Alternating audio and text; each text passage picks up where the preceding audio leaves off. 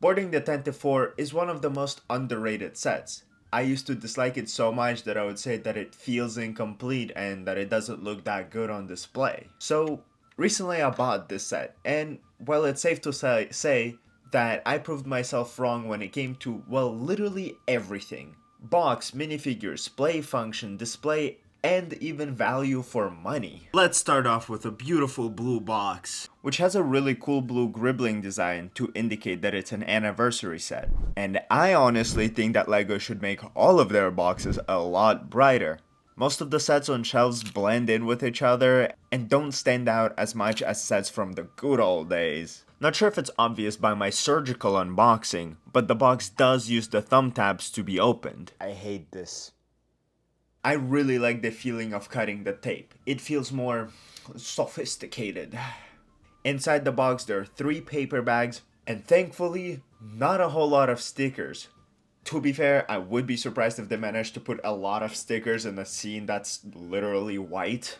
Before we talk about the display of the set, let's talk about the minifigures first.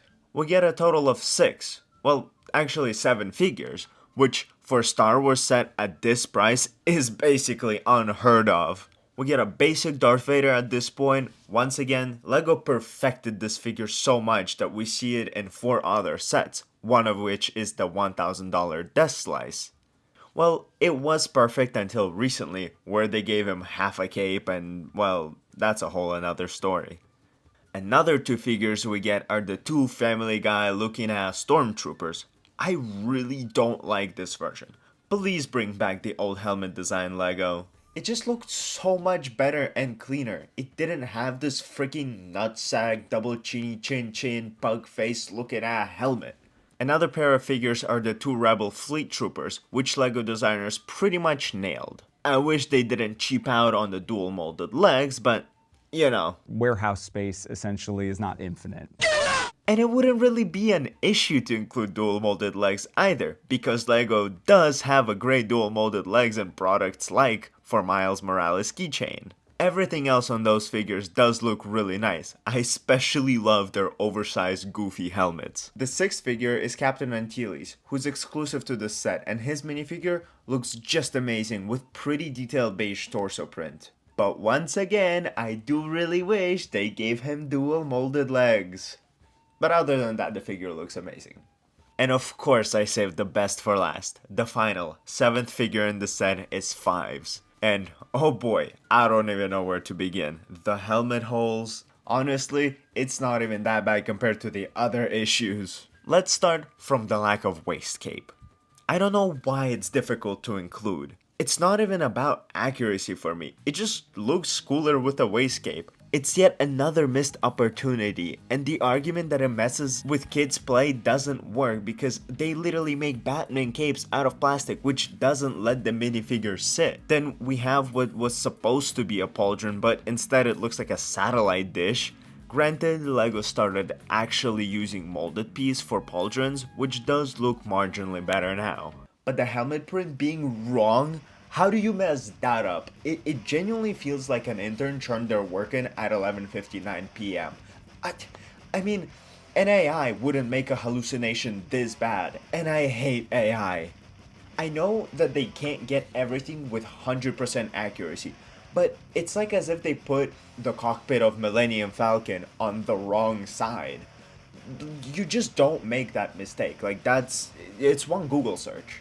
I could literally excuse everything else that's wrong with this figure, but the fact that a billion-dollar corporation messed that print up and every other custom clone trooper company didn't is insane to me. But this figure is not that horrible at the end of the day. It has a unique head printing and great arm printing. They even included a backpack, which is a nice little touch. Overall, I am happy LEGO found a way to include this figure. It's an awesome character, and I'm so happy to have him in my collection. I just wish they didn't mess it up so bad.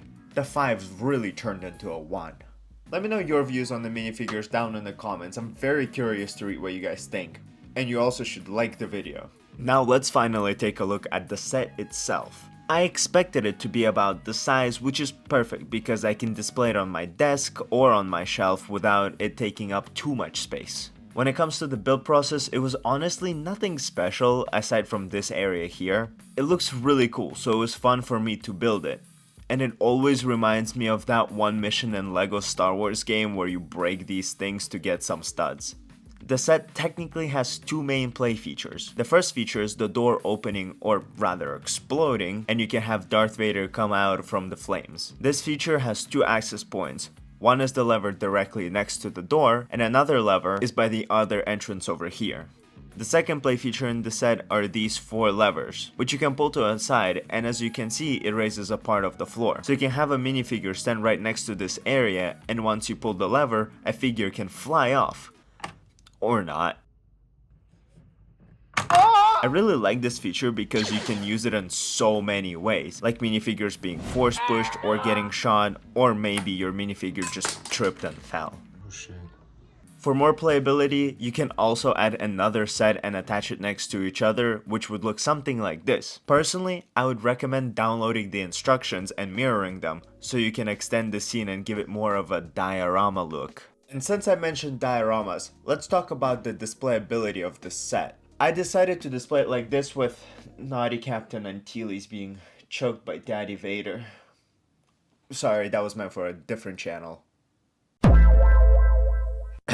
Minor inconvenience aside, this set inspired me to now put minifigures onto all of my diorama set because I used to keep them separate.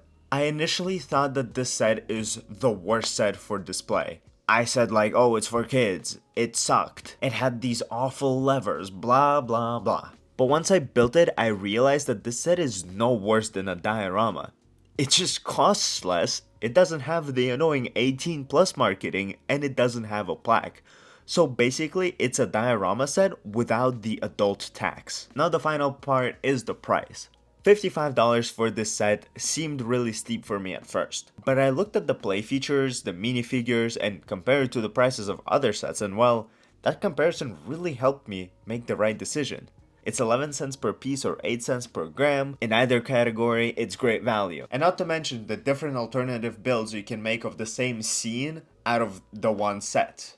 For example, there's this mock by Huge Lego Bro, HG Lego BR1, I don't know. But this mock looks more accurate to the scene and it really portrays the feeling of the crammed hallway. I also love that this mock can be displayed not from the side, but from a front view. In the end, I would definitely put this set into A+ or maybe even S tier. It's genuinely worth it, and I'm so happy that LEGO finally made this set after so many years of skipping out on it. Leave a like and subscribe to support the channel, and watch this video next where I talk about the undersized Imperial Star Destroyer.